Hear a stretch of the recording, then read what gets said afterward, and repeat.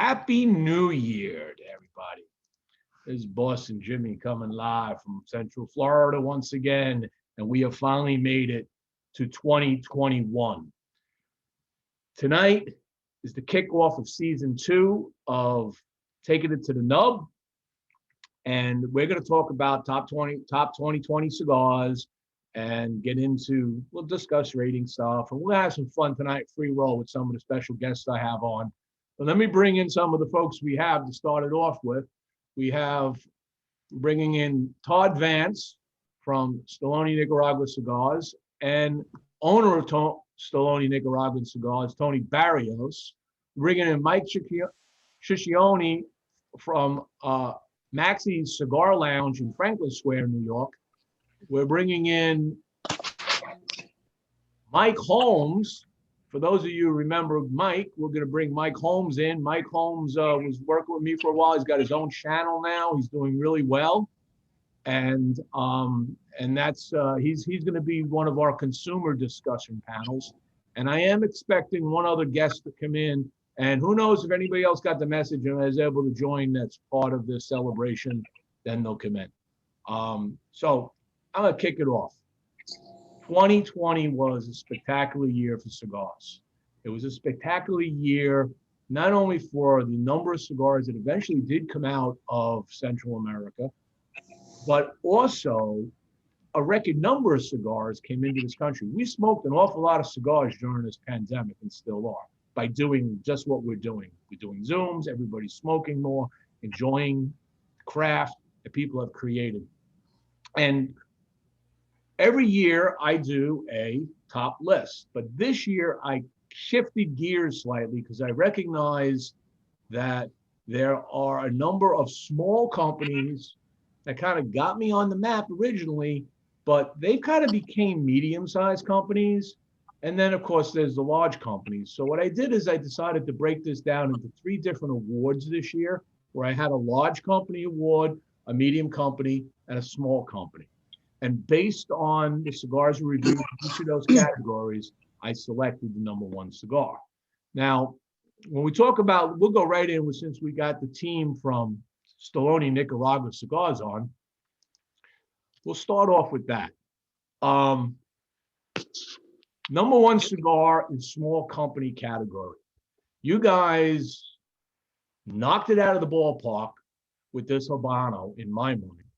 Other people that I have shared that cigar with have said the exact same thing. It's a spectacular cigar.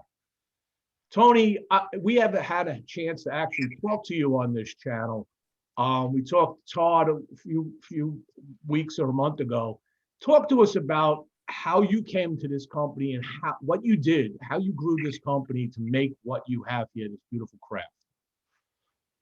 Well, I started this company many years ago and doing the blends, as I explained everybody, like for 4 years.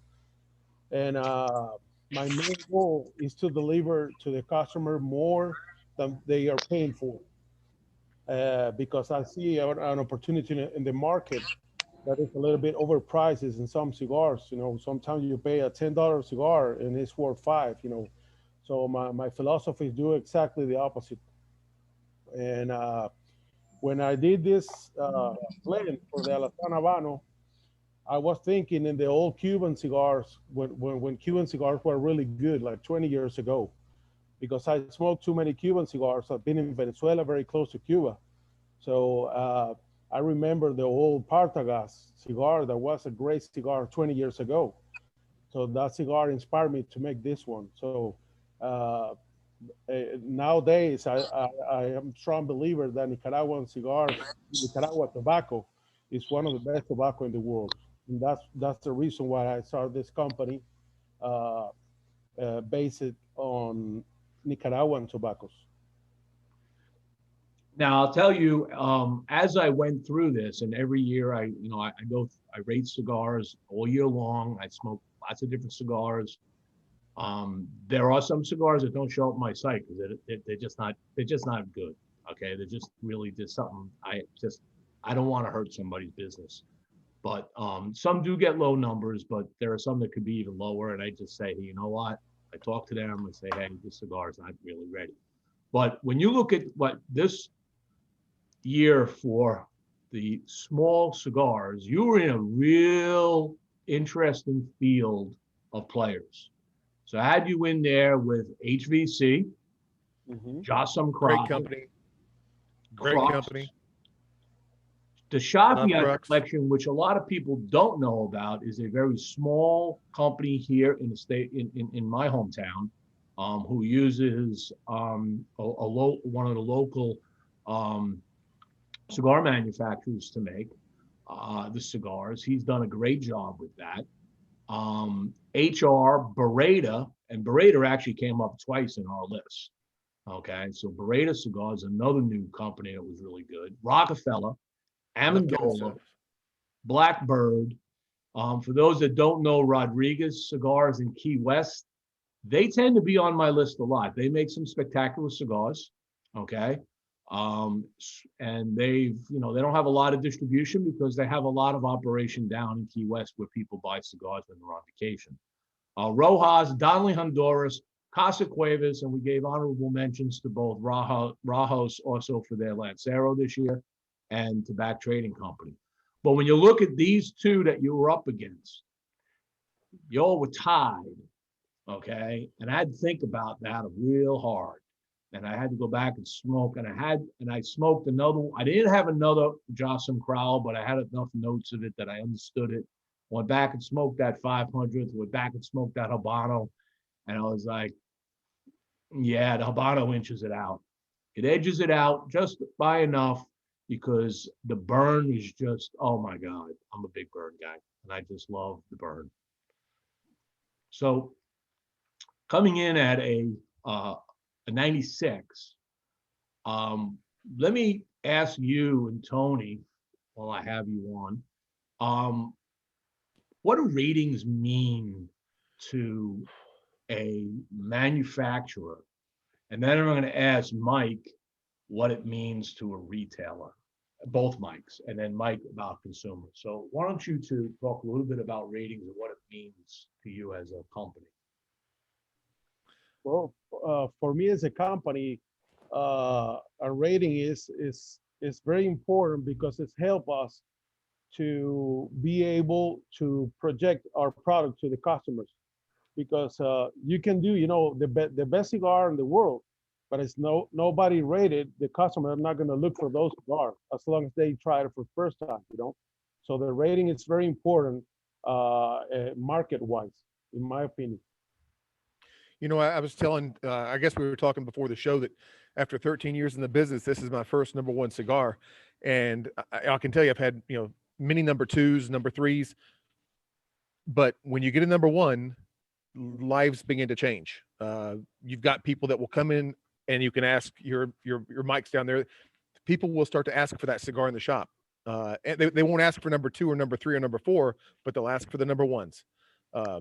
And so, this is the beginning. You want to list every rating you ever get if they're good, but especially the ones when you're #1. Numbers in this business mean a lot. And unfortunately, cigar aficionados got us trained that way because there's a lot of cigars, that I think are very good that they never rate. Yep. But that's what your job is, Jimmie, is to get out there and find the stuff that nobody else, touches. It's a tough job. It is. So Mike Ciccone. Yes. From a retailer's perspective, when we come out with these ratings every year on cigars, what does that mean to you? Change? Do anything regarding that? Everybody's like they just said. Everybody's looking for the #1, and everybody's going to first when they go to Cigar Aficionado. I tell them look at all the different ones first, because there's a lot of boutiques out there that nobody goes to because they're not getting rated. And that's the way I go at it over here.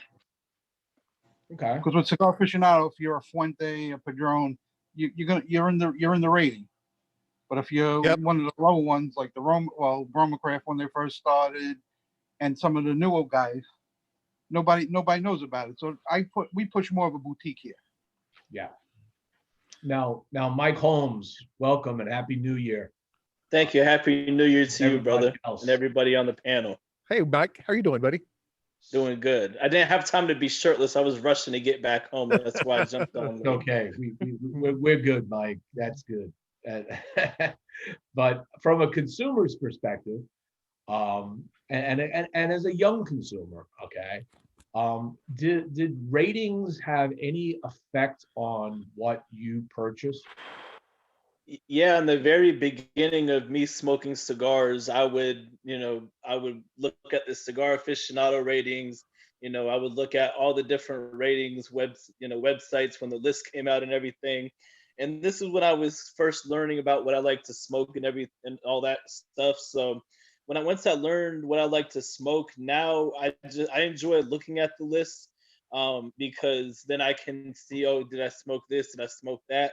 And then whatever comes out is like the number one cigar. I always like to smoke that for myself if I haven't smoked it, and then kind of like judge amongst people I hang out with and see, was that really worth the number one spot? Because I won't even say any names, but I have smoked some number one cigars that I just felt like were just okay, but it is what it is. It got me to buy it to see, if I enjoyed it or not. So I think overall, though, for just the casual cigar consumer, not somebody that smokes every single day, the casual guy, they really heavily rely on those lists because they're still developing, and trying to see what they like to smoke and everything. So, Okay, very good. And I think that there's probably a number of consumers that would agree with that. When I was younger, I definitely looked at ratings. Now I look at my own ratings, and then I go back sometimes. I look at others, and I go, well, they got the same core notes as I did, and their number system's different, but that's okay. It's still a fine, great cigar, and that's how I look at it. Let me move to a little description of the medium box, the medium brand cigars. So when we looked at the medium-sized company, now medium-sized companies, and some people may question whether I put them in the right category, but I did have a few conversations with some experts in the industry that kind of helped me. And I said, would you do this small or medium? And I went with the consensus of where it belongs. So it is what it is. The number one medium company cigar is Foundation Cigars, the Tabernacle Day. Absolutely. And that's a great selection. I love that. Absolutely. And I haven't smoked the Goliath. I have it, but I'm going to hold off on the Goliath and smoke it, and that might end up in 2021. Who knows? But I can tell you that cigar smoked flawlessly. I mean, it was just this magnificent cigar, all the way down to the nub. It had so much flavor running through it. I mean, he just did an awesome job.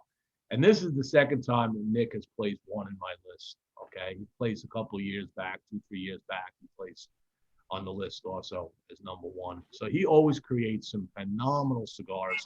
I love this rendition of the Tabernacle. I'm just gonna have to get more of them too. I mean, it's just that it's that kind of cigar. I would highly recommend people pick these up. You may have made it just tougher on yourself to get them now.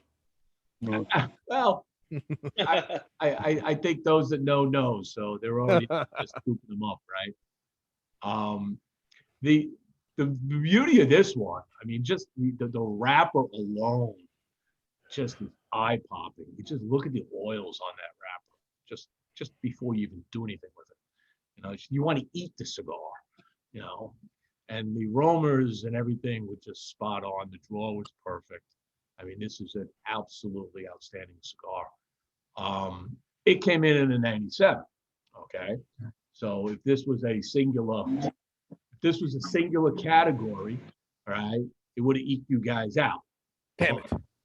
But it's not a singular category. They do that on purpose now. I'm glad I did it because it allows people to have an opportunity to see. When you have a little more distribution, you have a little more voice, you suddenly can get into more short stores. Those cigars start selling more. So the bigger you get, the more you have of that. So as these start growing, this was a small company when he started. It has grown, one of these that grown into what I would consider a medium-sized company. What's interesting in the rest of the field is my friends from Southern Draw Cigars, the next one down were these two, all right? And nobody ranked higher than these. So these two cigars, So I don't know what he does with AJ. He just must have a special room with AJ to just make special cigars for him, because he always comes out with a great craft. This Jacob's Ladder Brimstone Unpresidente. What's it, a 7x48 or side? It's just ridiculously large, but it burns so perfectly. The drawer is, for such a large cigar, it's not a big ring gauge, but for such a long cigar, it just burned, had a nice ash running through it. Didn't have any problems. And the flavors, like I said, were all there, rolling around, moving in and out, giving you a nice complexity. The second one was obviously if I looked at two of these and I said, well, which one did I like better? I personally like the Presidente better than the Desert Rose, but the Desert Rose is still a phenomenal cigar in its Bellicoso Fino format. I've had the other Desert Roses, but this one was really special. The Crown Heads Mil Diaz. What a surprise that was. It really came out. I smoked a lot of Crown Heads, and there are Crown Heads in here, okay, that hit the list more than once. But this particular one is just, in the Corona Gorda format, is just unbelievable. I've had them in multiple formats, and that one right there is by far the best in my book in that portfolio. The Viaje Amuse Boucher, it's another great cigar. The Asylum 13, we were at a Smoke In event, the Great Smoke last year, and one of the things we got there was the Asylum 13. And this is the 52 ring gauge. This is the 8x52. This is another monster cigar that you would think would have problems, but it just performed. It's so, phenomenal. Black Label Trading Company with the Santa Marta 2019. JRE, the Aladino Corona Reserve Robusto. The King is Dead. This is actually the one that they work with AJ on. The King is Dead, out of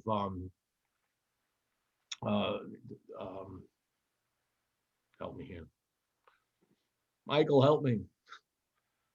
I don't have my computer in front of me. I can go the get King it. is Dead. The King is Dead is Oh, by Caldwell? Robert Caldwell, yeah.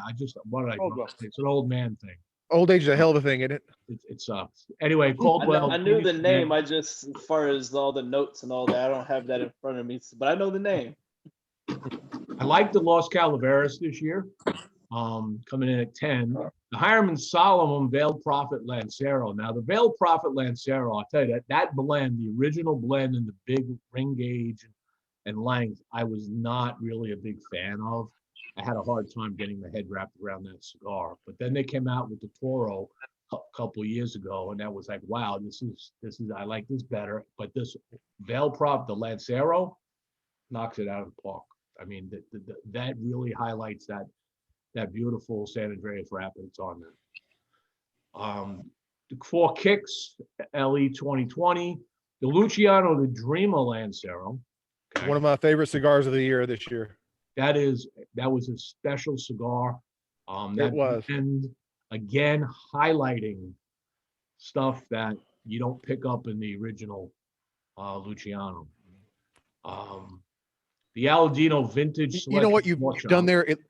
It looks like to me in those last two, lists that you've just gone through, as opposed to the next list you're going to go to is the large guys.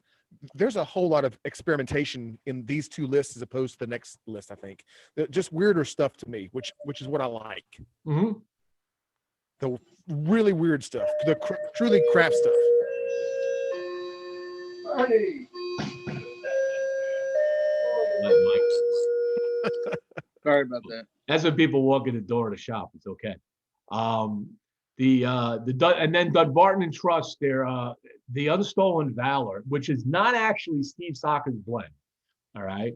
So this is a blend for the guy in the factory that he let him run with it. He did it all, and they went and they put it under that line, and that's another spectacular cigar falling under the Mushroom Soccer line.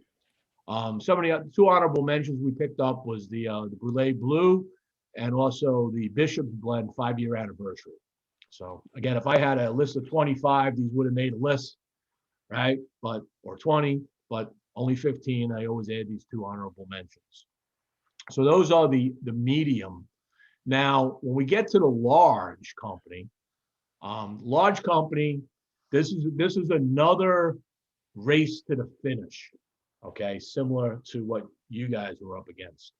So when I looked at this, it was the Rocky Patel Grand Reserve Robusto, and I had smoked actually now 3 of these, and I love this cigar. I mean, when I was younger, Rocky Patel edges were all a thing for me. I would buy them by the boxes years ago. I moved into a lot of obviously smaller boutique lines, and occasionally dribbled back into other things. But with this Rocky Patel Grand Reserve Robusto, this is just a spectacular cigar. I mean, just the ash, it just was, the burn was impeccable, just absolutely beautiful. But he had a little run that he had to inch this out at the finish line up against the Hoya de Nicaragua Numero Uno. Well, fantastic cigar. Which is a fantastic cigar. And the Davador year, the Ox. Now, if the numbering here factors in a couple other things. When I look at this, what I said to myself, the pleasure per puff dollar, right? I mean, I got to think about that. If you're a consumer, right? Yep. Let's be real. It's about consumers. The pleasure per puff dollar edges out with the Grand Reserve. Okay. The other two are, this one especially, the Yeri Ox, is a $40 cigar. It's a great cigar. But when you go back and you think about the notes and the performance, they all performed very equally well. Yeah. How many of those Hoyas could you have had for the same price as a Davidoff? Exactly. That's the next thing. Exactly. You could have a couple of these for one of those, and you could have 3 of these for one of those. So it gets back to, what is a consumer going to pay? Now, the Year of the Ox may be that one very special cigar that you buy a few, you have them in your locker, you leave them there because you want to collect them. Maybe you break it out on a special moment, an anniversary, a special anniversary, birth of a child, a grandchild, something good. You know what, Jimmie? I want to congratulate you on that, because everyone else says price makes no difference. So I'm sorry, this was a hard year. Price makes a difference. It does make a difference. It does. And it makes a difference regardless of the year, because people will always pay with their pocket to get what they want. They only have so much budget. And if you could produce, and go back to Stallone, you guys are producing a phenomenal cigar for $6.80. I mean, just it makes your head spin, because it tells you that yes, you can do that. Now, that doesn't mean that these other cigars that are more higher priced maybe are using some very vintage tobaccos that they've had, and they've been having to store them for a long time, and there's cost of storage and processing and all of that. But still, cigars don't have to be exuberantly expensive to be good. I've said this for 13 years, that it's just like wine. There is zero correlation between how good a cigar is and how much it costs. Right. I agree. And then we get into number 5, coming in with the Artisanal del Tobacco, the Viva La Vida Club 500. The Viva placed up high last year. I have moved this into the large category, which is very strange to some people, but I have to remind everybody that this is really now kind of an AJ cigar. It's in his distribution. Yep. So it goes back to that point I made earlier. If you have a large distribution behind you, backing you, then you have to go into that category. Don't get me wrong, I love Billy and Gus tremendously. These guys behind this brand are amazing, but still phenomenal cigar. The Drew Estate Esteli Limitadas Lancero, I think phenomenal cigar. Yeah, Willie just really showed what he could do with that. The Perdomo Barrel Aged Maduro Epicure. The Drew Estate Year of the Rat 2020. So I like to revisit that. That hasn't been around in a while. And they were handing these out at the TPE last year at the event. And I liked it then. And then I got some more. And that's a fine cigar. This one here, the Gurkha Real Toro. This is the Gurkha. This is the new Gurkha Connecticut.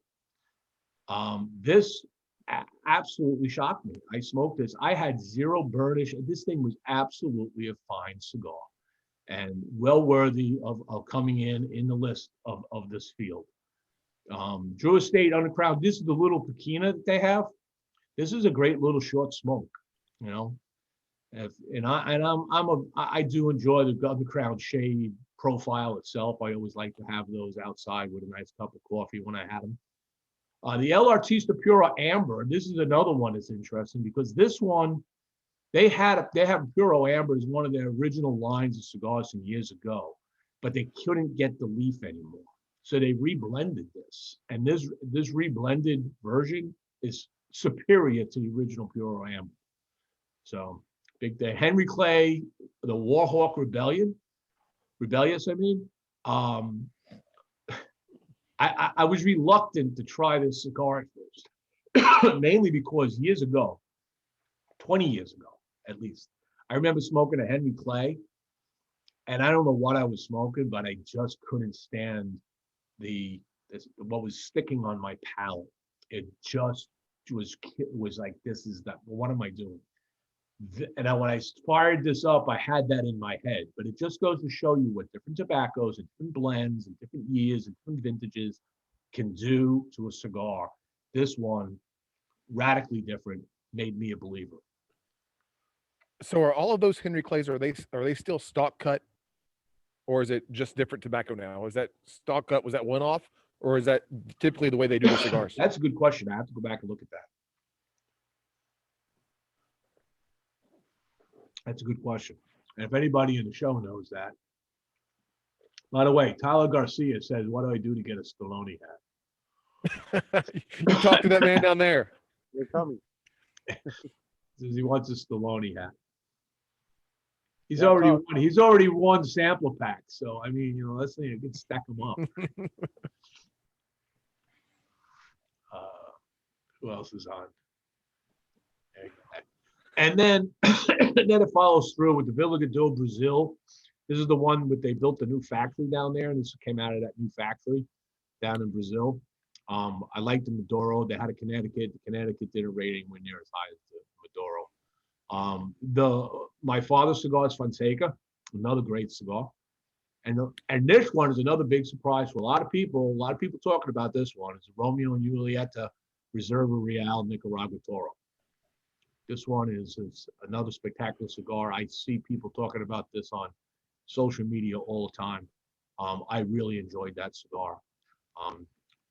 And then the last two, the honorable mentions of the H. Upman 175 anniversary and the Aging Room bid number 2 Nicaragua Cigars. At this point, Mike's back. Mike, Yep. welcome back. Welcome back. I'm listening to the whole show. So at this point, let me ask you guys right now. I got my list okay. I have an insecurity. It's a good list. Good list. I'll tell you, in a hard year, I didn't expect this many good cigars to come out, and there were a plethora of good cigars this year. Hello, Melanie. What's up, guys? How are you? Hey, guys. Good. Melanie, I don't know if you know everybody in the room, but we've got Tony Barrios, who's the owner of Stallone Nicaragua Cigars, #1 cigar in small category this year. We've got Todd Vance, who is the VP of Sales for Stallone Nicaragua Cigars. We've got Mike Ciccone. He's the part owner. I got you part owner. Manager. You're a manager. Okay. He's the manager of a cigar shop up in Franklin Square, New York, called Maxis Cigar Lounge. And they are a big Rocky Patel house, which we'll get into in a moment. And then this is Melanie Sisco. We'll let Melanie introduce herself real quick.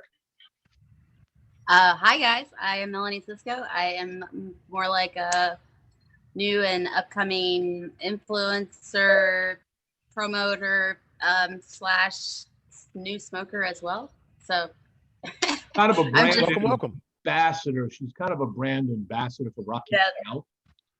Yeah, that's it. I help Rocky Patel and a couple of other brands as well. So And then we all know Mike Holmes. Yeah, my internet dropped out. I was trying to get back in. That's okay. I Let should be me good now. let me take a quick moment here. At the half-hour mark, I got to do a quick promo break here to help pay the bills.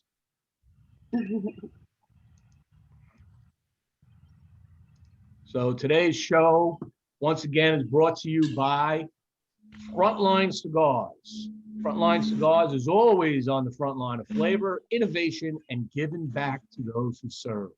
As a first responder-owned company based in the Chicagoland area, FrontlineCigars.com strives to give back to those that serve, whether it be first responders or military, through numerous charitable foundations. At FrontlineCigars.com, you'll find a wide range of cigars from boutique to everyday brands, in addition to a fine selection of cigar accessories and swag. Frontline Cigars has now just recently redid the Stogie Press sampler pack, which has 90 plus rated cigars on Stogie Press. You can check it out on FrontlineCigars.com, and stay tuned for when they come out with their second line of cigars, the Defender, which is going to be all about helping and giving back to our military. So you can check it out at www.frontlinecigars.com. We're also brought to you today by Tarazona Cigars. Tarazona Cigars, they do it with passion. www.frontlinecigars.com. At Tarazona Cigars, we are very passionate about the cigars we make. Since 2002, they have taken pride in the quality and craftsmanship of every cigar that goes into every box of Tarazona. At Tarazona Cigars, they do it with passion. You can check them out at www.tarazonacigars.com. I'd like to thank my sponsors, for without you, this show is a little bit harder to do. Thank you. Okay, now it's 7:30. It's time for the big reveal. Boom, boom. Got drum roll. Got the whole panel on. Okay, so after looking at these three great cigars, the Rocky Patel is my number one cigar and of the year. And the reason for that goes back to two things. One, it did come in at a 97, which is 1 point higher than the Stallone cigar, so it only makes sense that 97 should beat a 96. But going back to my other factor, it's still price per puff enjoyment is a little bit better and edges out the Foundation Cigars data. So I'm picking Rocky Patel Vintage Selection as my number one cigar of this year. And Melanie, you're an ambassador, okay? How does that make you feel? I live in Naples. I'm just kidding. Actually, Rocky is incredible. He's a nice guy. He's really smart. I mean, it's awesome to see his marketing. Anybody would agree with that, I think. And I think it's intriguing to watch him, do his thing, even around the people. When I've done interviews with him, his charisma is just on point. He's just a very talented fellow. Now, have you had that cigar? Which one? The Vintage Selection? Mm-mm. Hold on. No, my favorite is the ALR 2. Well, I'd like to say congratulations to Rocky and Nimish and Nish. They've done a great job, and they've been great ambassadors for our So this is the Grand cigar Reserve. business. All right, Yes. Grand Reserve. This one is the number one cigar of the year right here. Wow, I haven't seen that one. I don't think I have it. I've got to go get it now. The interesting thing about this cigar that people don't know, that people may or may not know, is that this was on the international market for a few years. It wasn't available in the United States. And Rocky brought it into the United States late last year, I believe. And I have to applaud him for doing that, because this is just a great cigar. Yeah. Really pleasurable, great experience with it. So fantastic smoke. So Melanie, what are you smoking today? Can I pass? I just happened to get a whole box of Angels in the other day, so I've been kind of just indulging. Actually, I was also in the middle of a photo shoot, and so this is what I was smoking. All right. How about Mike Holmes? What are you smoking tonight? I'm smoking a La Aroma de Cuba. Oh, that's a nice cigar. And I got it in a different size. I was over at Smoke Rings, and normally I get like a Churchill. I forget. This is more like a Toro, I think, something like that. I forget exactly, but you know, it's a good cigar that I enjoy. I got a couple of different sizes to kind of branch out, and it's something I like to enjoy a lot. So you know, can't go wrong with it. Why do you have a shirt on? Because I was rushing to get home. I literally had 2 minutes to get home and log in on here, so I just was like, you know what, forget about it. There you go. I do like that shirt. Well, cigar pouring, yeah.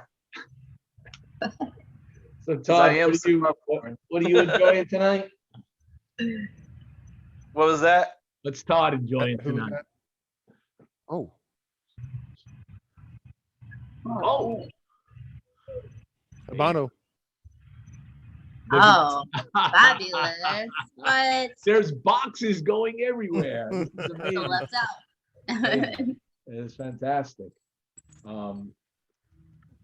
So you guys are going to be at TPE this year? We are. How about PCA? We're scheduled. Yep. Okay. And hopefully Dortmund too. Okay. So there is an award with all of this too. So there is a plaque involved. So what I do is I usually present that at the show in Vegas. So barring any issues with vaccines, I should be at TPE, and you will have a nice plaque to put in your showcase. Ah, very cool. Thank you. As will Rocky, and as will Nick. And this year, the number one actually is going to get, I'm going to have a special trophy made, something cool. Is there any monetary award in this? The amount of sales growth. I don't know. We'll see how it works. Let's see what the rest of the world is saying. I can't wait to try some Stallone cigars after hearing all about them, says Chris Colter. Well worth trying, very solid in my opinion. The Habano was one hell of a cigar, says Brian Bowe. Thank you. Thank you. And they just want to know, you know, how to get swag. You have any cowboy hats? They're coming this year. Todd, you should receive the hats. So make sure you send it to Jimmie and to everybody. He was asking about a cowboy hat. Yeah, but I mean the cowboy hat is coming by the middle of the year. All right. But the caps are coming. But you should receive it soon. If we get you a cowboy hat, Jimmie, will you wear it? I used to wear a Stetson. Excellent. Yeah. Absolutely. Fabulous. I look pretty good in hats. I need a cowboy hat. I'll get you a Stallone cap too, dear. So, Mike, you guys carry that Grand Reserve, right? Yeah, we do. How's that sell? It's starting to sell now. People are getting into it more and more. What do you think of it? It's a good smoke. I smoked it back when it was out in Europe. I had gotten my hands on one, and I thought it was good. Again, we're in New York, so it's a little price prohibitive.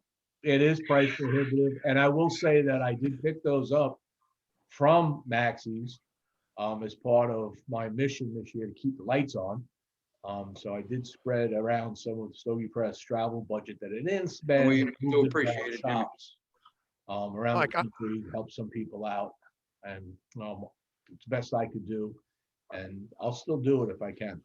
Mike, I'm going to send you some samples of some non-cost prohibitive cigars. Yeah, those are the ones that are moving the most, like the new Project 40 Maduro, flying off the shelves. I've got Adrian coming to see you. Line. Yeah, send us some samples. We'll give them a shot, and I'm sure we could get an order into you. Done. Thank you so Jimmy, much. Jimmy, you want to give them all our information? Oh, yeah, I could pass it all on. It's no big deal. Thanks, Jimmy. I can take care Thank of you, it. guys. So what are you guys looking for in 2021? I mean, obviously, we get to Tony and Todd, but the rest of the panel, what are you looking at this year now? Smoke anything new yet?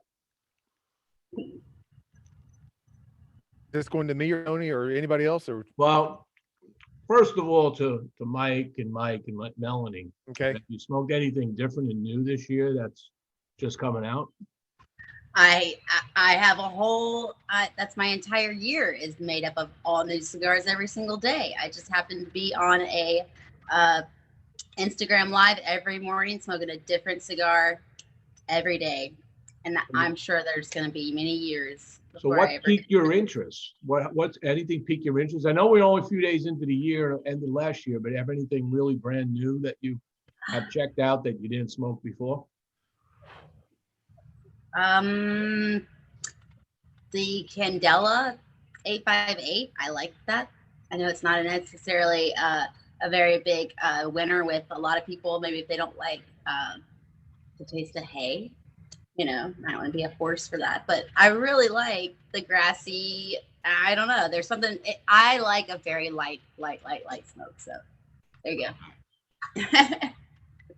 How about you, Mr. Holmes?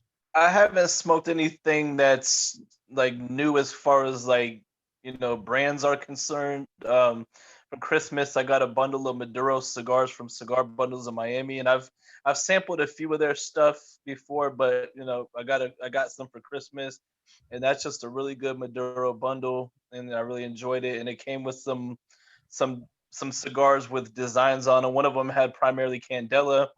And those cigars were just phenomenal. Like every time you get to a new place with different wrapper in the wrapper leaf, and you know, it had some really good transitions. You know, they just make some good cigars all around. So far, that's all I've had that's like new, at least to me.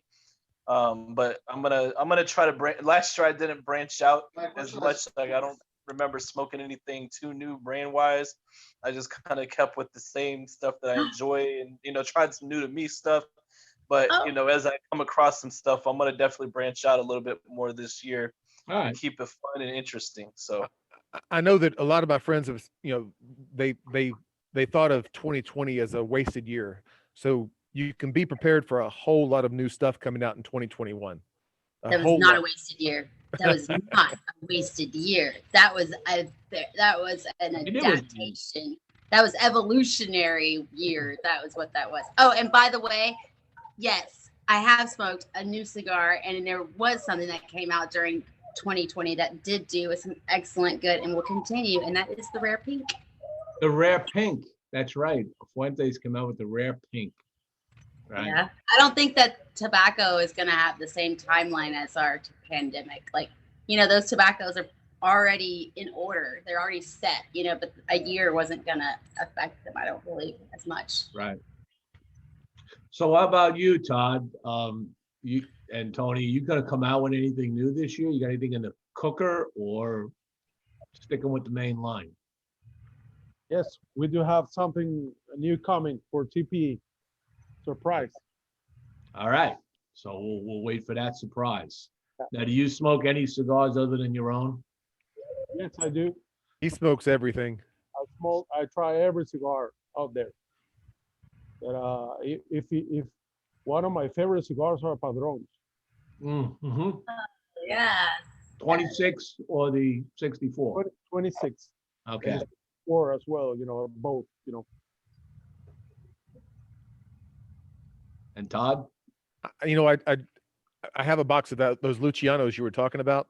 Yeah. That were just phenomenal. And I'm looking hopefully for some new stuff from them this year as well. I haven't seen anything yet, but I really started to like their cigars. Yeah, the Pichardo factory is really starting to crank out some good stuff. And we'll see more of that, I'm sure, as we progress. And I think our brothers at Rodriguez have some new stuff coming out as well, which I'm interested to try. Rodriguez Cigars will have things coming out for sure.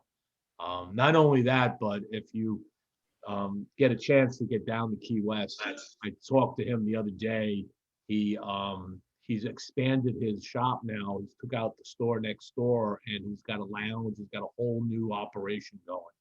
So if you've ever been to Rodriguez Cigars in Key West, or you've never been there, I highly recommend that is a place to go for sure. If you're ever in Key West on vacation, even in the Keys, and want to go down there for a day, the only place to go down there is Rodriguez Cigars. It's still a legit place, right? To enjoy a cigar. Mike Ciccone, what have you're running a shop, so you get anything new yet in that really is piquing your interest this year? Stuff I've been really smoking the foundation line, the Habana Cedars is my favorite. The San Andreas by Rocky, that's my everyday smoke. I love that cigar. Totally, yes. It's my every morning. That's my first cigar. Big fan of that. Big fan. And then we just got Dapper in. Okay, you getting Dapper in? Yeah, they just came in the other day, so I'm still working on those. Okay. Ian's a good goon. Another ones I've been smoking, La Galera. It's another cigar that's an up and comer. Cigar, the newest cigar I smoked this year was just the other day. I got them in from Southern Drawer, so they're part of the first phase of what we're doing in 2021 is the Manzanita. I saw you smoke that. How'd you like it? Oh man, it is. I smoked 2 of them already, and each time I'm like, God, this has got some real interesting notes. It's got a nice hazelnut to it that you're picking on your palate. And then that nut actually later evolves. They get some almond at the end of it. And then in between is just all this goodness that's going on. Really nice burn. So yeah, I'm really kind of enjoying those. I'm making sure I'm taking the notes because I don't want to smoke the last one and forget to take the pictures. Was that cigar loaded with Ometepe tobacco? No. Really? No. This cigar is highlighting a leaf that when Robert Holt was actually down at AJ's factory when they first started the business, they were going through bales, and they took out this one leaf, and he looked at it and he goes, that reminds me of the Manzanita trees out west, because he would go camping with his family out west, and they had this tree they called the Manzanita tree. The bark on the tree has a certain reddish brown color to it, shiny. And he looked at the leaf, he goes, that reminds me of that. I want that. And he put his name on those bales and didn't use them bales for years. And he told them, hold on to that. We're going to work on a project on this sometime. And that's the Manzanita. So those bales have been hanging around for a while for that wrapper. So something special. So that's my first cigar that I've actually got through this year that I would consider really new. I've got some stuff obviously from 2020s that I'm still working through. I can't smoke everything, unfortunately. So, I give credit to my friend Cigar Coop, who a few years back ran into a similar dilemma. He said, look, I cannot smoke every cigar that comes out in a year. So sometimes the cigars have to roll from 220 to 2020 to 2021 or 2019 to 2020. So you get both of those in a mix like you saw this year. And this is what I smoked. This is what I felt was the best. So that's how it goes. Jimmie, did we send you some of the hotcakes by H3C? I have hotcakes too, and I have not reviewed the hotcakes yet. I had all 3. I bought all 3 of those from you, I think. And what I did is I went through each one and was comparing notes on the different Vitolas, and now I'm kind of going back and saying which one did I like the best. So that's going to be in a 2021 review, which is fine. They'll move. I heard everybody loves that cigar. Yeah, you guys ever have any of those on this panel? Anybody else have a hot cake yet from HVC? Not yet. I haven't yet. I've only had the 500th anniversary. Mm-hmm. That was a good one. The hot cake in the 2015, they move like wildfire up here. Really? They move like wildfire. He's another one with a really good price point. Yes. Yeah, just goes to show you can make a great cigar for under $10. Absolutely. You know, you can do a job. And of course, in New York, it's hard because it's the taxes. Oh yeah. But also, you can make a really great cigar that can be well worth the $40 you pay for it. Right? Yeah. If you want to consider it that way, yes. But it gets sold. How about it gets sold? That's true. It's in the end, it's again the pocket that votes. So a person's wallet says, hey, you know what? I could buy 3 of these really great cigars, or I could buy 1 of this really great cigar. And Yeah, either way, they're going to have fantastic enjoyment through the process. exactly. Take them on a nice ride. I love that picture of Rocky there. That's great. Oh, behind me? No, behind. Oh, Mike. Oh, behind Mike. Oh, it's the Sopranos. The other Mike. Oh, yeah, Mike Ciccone. Sorry So about that. I had a customer. All right, let me move quickly into the kind of the last part of the show where we talk about what's new in news and reviews on Stogie Press. We'll go into that right now. So in reviews, I got around to reviewing the Dominican Big Leaguer. This one came out a few years ago in celebration of Francisco Almonte's 35 years in the industry. For those that don't know a lot about Francisco actually studied, besides his father who mentored him, he's also mentored by Lito Gomez and Carlos Fuentes Sr. He worked at both their factories and learned a lot of his craft there. He now owns his own fields, his own factory, his own cigar box company. So this is a really nice cigar, 35th anniversary. It's got a very signature DBL flavor to it, which is basically going to give you a lot of cinnamon and raisin notes in it. He's very, very well known for that particular flavor profile. It's another one. This is a cigar I got from a company out of Puerto Rico called La Jolla del Chan. This is the El Chan Habano. I've got a couple of more samples that I have to review on different blends, but this particular one came in 86. It had some issues with it. It had some burn issues and some off flavor issues to go with it. But I tell you what, the company's very happy because they're going back to the factory and checking on stuff. So when it comes to ratings and reviews, I think it's important when manufacturers get these, the smart manufacturers actually take it to heart and they go, okay, well, what was going on with that particular roll or that particular blend that just wasn't working? So they really took it. They sent me a nice note saying thank you, and they're going to look into all of that. The next one we looked at was the Vintage Rockefeller Cigar Group, the Dominican Blue Box Press Churchill. They released this at TPE last year. Great cigar. This is a great cigar, 94 rated. Fabulous flavor running through it. It's not the prettiest of cigars. It's got kind of a rustic look to it with the bumps and veins. But again, I tell people all the time, it's not about what the cigar looks like. If the cigar burns well, it provides that flavor. Whoever blended it to know what's in that cigar and how that should burn. And if you ever get the chance to sit down and talk to Kevin Rockefeller, it's like talking to a drunken proctologist. That guy has more stories than anybody on the planet. I actually met him. He came down to Naples before I even knew, what cigar. Before I even smoked my first cigar. A wonderful human. I talk to Kevin probably 3 to 4 times a week. You've heard the story. And we don't talk cigars. We talk stock market. Yep. Gold, especially. And we gold and other things. And we share different thoughts and we share different ideas of what might be an interesting stock buy. And I've actually gave some tips to him that I thought he's made some money, and likewise back to me. So we're complimentary. Obviously, we looked at the year of the ox, came in 97.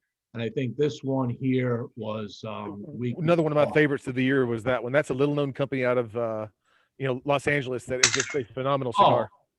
Patrick Potter, he's such a gem of an individual, a rock solid human being, and he has this great craft. He rolls a lot of his own cigars, but he also uses Guillermo for his factory too. This particular line, the Trifecta, what I like about the Trifecta is you could smoke this cigar from either side. And Yep. I'll be honest with you, I remember years ago, I had a friend of mine here, an old Cuban friend, that ran his own shop, rolled all his own cigars. He taught me a lot over the years when I was younger. And one of the things he told me is, you can't smoke a cigar backwards because it's not going to work right. And the reason it's not going to work right is you got to put the leaf in the right way. You don't put the leaf in the right way, the leaf's not going to burn. And then he took a leaf out and he said, here, he deveined, he took the leaf out. He said, no, burn it this way. And it burns up. He goes, now turn it around and burn it. It stopped burning. I was like, okay, that's an interesting experiment. And it stuck in my head. And then when Patrick told me about this and gave me one of these when I was at the show last year, he's like, try it. And I'm like, well, what side do I light? He goes, it doesn't matter. And I was like, what? How do you do that? And anyway, it's a good cigar. That one also highlights the genius that is Guillermo Pena. Yeah, I agree. Yeah, he challenged him because he thought he was crazy. He thought Patrick was nuts. Yeah. He wanted to do this. We still think Patrick's nuts, but he's a great guy. And then in news this week, so we have some news articles. So our friends at Ace Prime that we just talked about, Pichardo, Luciano, and the rest of them have expanded their operations now into Brazil. I put out the ranked and stacked article, obviously. The Moya Ruiz has announced the Chinese Finger Trap 2. They hinted to this on the Lazona Palooza festival online, virtual festival that we had with Espinoza. And they finally announced their Chinese Finger Trap 2. So this is a big collector's item. People will scramble to get these with this box and the cool look to it. Dr. Gabby Caffey from Caffey 1901 Cigars has stepped down as the president of the Boutique Cigar Association. He was one of the founders of it, and he has stepped down to focus more on his cigar and coffee business and family, he said. It kind of leaves the BCA in a funk right now. I don't know where they're going with this, but he had a really heartfelt letter. If you go in this article, there's a whole heartfelt letter. He explained everything that's going on and why he's stepping down. So who would be the next person in line, would you think, would want that job? I would open this up and we can see the key members in here. So the board of directors is Kerry Horney, which is Kerr Fiante from Fiante Cigars, Armin from DAV Cigars, Fuad from okay. What did I just? I draw these blanks. Okay, from Hiram and Solomon Cigars. Gotcha. I'm not too sure the rest of them. Mike Palmer. Yeah. Okay. So who would be best in this? I would, if I was me, I'd be looking at somebody like Faoud. But the problem is Faoud has moved his business also as another one that has shifted from small boutique. I mean, he sells a lot of cigars now. So is it really boutique? You know, how do you define boutique? And we can get into that whole debate for forever. All right. So that's always the issue with the word boutique. That's why I kind of went to small company, said, hey, small company. So yeah, I don't know. I will have to see what happens. Who's going to really pick up the reins if they do, and where they go with it. It's a good concept. It's a great concept. I would like to see it expand as we progress forward, and you know, maybe even have a boutique cigar association, you know, mini trade show sometime. Yep. Where people can just see boutique cigars. So we put out the final cuts, and then our sponsor, Frontline Cigars, announced their Defender line, and we just happened to open this one up. So this is an absolutely beautiful cigar. Okay, you've got Candela on the foot, only on the foot and the cap. All right, and you've got a nice San Andreas wrapper, Nicaraguan binders and fillers from Esteli and Jalapa. So we're looking forward to seeing these when they come out. They're coming in 4 Vitolas, and these are priced very reasonably. Very good. Okay, so mainly they're only available on Frontline Cigars, but it's kind of their house blends that they're doing, their own creations that they're working with. And that's the news and reviews on Stogie Press for the week. Kind of an easy week. It's holiday week. We'll see what comes out next. So, thank you, everybody. Jimmie, congratulations on another great year. You did a great job this year. 7 years, and each year I learn something new, and each year I try something different. and this year we've done some things. Next year I got some more stuff up my sleeve. See how to continue to expand what we're doing. But I like the fact that the cigar industry has found a way to deal with the pandemic in a way that a lot of industries are struggling with, right? People, I work from home for 20 years, and I have colleagues that have a hard time working from home. They want to be around the water cooler conversations. They want to be walking over to the other cubicle and talking to somebody. And here we are, as much as we love being in lounges and would love to be constantly in lounges doing our thing, we found a way through virtual connections like this to have these virtual herfs, okay? And I call it virtual herf friends, VHF, okay, or something like that, right? We are now got friendships that span the globe. Yep. Doing this. Yep. And it's magical. I think it really has helped the cigar industry a lot. Absolutely. Yep. It's helped the entire world. I think if you didn't know that you could reach out by just sitting at home, you've underestimated. Because it's literally like, I talked to Edward Zuckerberg the other night. He was asking me, and that's, if you don't know, Mark Zuckerberg's father. Mark Zuckerberg owns Facebook. I'm sure you guys know. Anyways, he's asking me how to cut a cigar. I'm like, okay. Why don't you tell him to tell his son stop cracking down on cigar groups? Why would I do that? No. I mean, if you got that type of power, why? If you're talking to somebody with that type of connection, why not? Yeah, we can No, use I the will. help. It's all it's one of those relationships that you just have to work on. But this also this year highlights the importance of cigar lounges.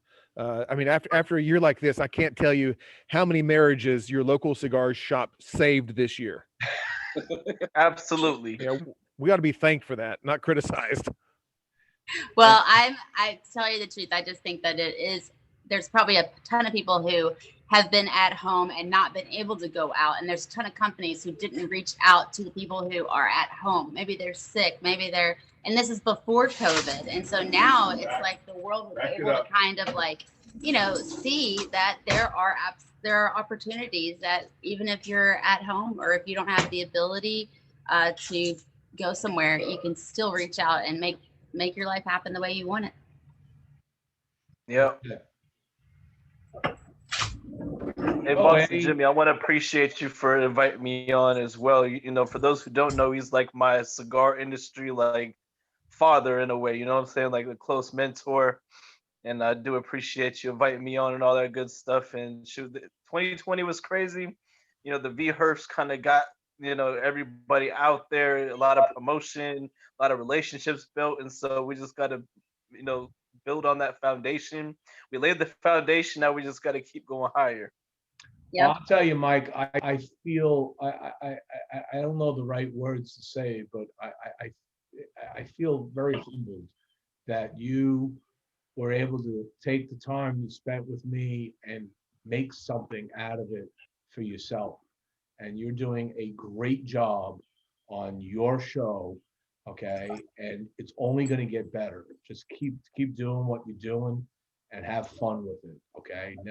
Don't worry about what people say. If anybody says, do your thing, man, and have fun with it. And have me on the show again because you did awesome. So I want to do that again. Oh yeah, eventually we're gonna get you back on. We just gotta, let life. We already got the foundational interview. I'll definitely have you on as a regular guest. That was my underhanded compliment. I appreciate that. Mike Ciccone, any last words? No, I'm just, Yeah. thank you for having us on. Stop it. Nice to meet you, Mike. Both of you. Nice to meet you. Awesome. Great meeting you We'll guys. do some business this year. Make sure you tell Jack I said hi, and Yes. the next time I'm up visiting family, of course, I'll be stopping in. And Absolutely. It's always a pleasure to have you here. It's always a fun place to go visit. So if you ever been in Long Island area, in the Nassau County area, Long Island, little shop, Maxis Cigar Lounge in Franklin Square, New York, on Hempstead Turnpike. Is that in Long Island? Yeah. Long Island. So do you get Ron and Danny there, Barranca? Never heard of it. All right, I got to bring them there. Okay, makes sense.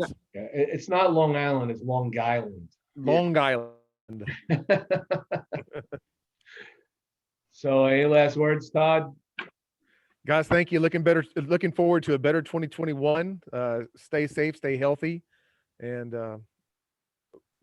keep smoking good cigars. All right, Tony. Well, Jimmie, thank you very much for having us, and thank you very much for the award we got. We appreciate it too much because we're a grown company and we need to support experienced smoker as you, to be able to grow. And thank you very much again. I appreciate that. I want to wish everybody a very happy and prosperous 2021. Well, everybody, it's been an absolute pleasure. Thank you for kicking off season 2 of Taking It to the Nub. It's been a blast. See you guys. Happy 2021. Happy 2021, everybody. Enjoy. Happy New Year, everybody. Thank you very much.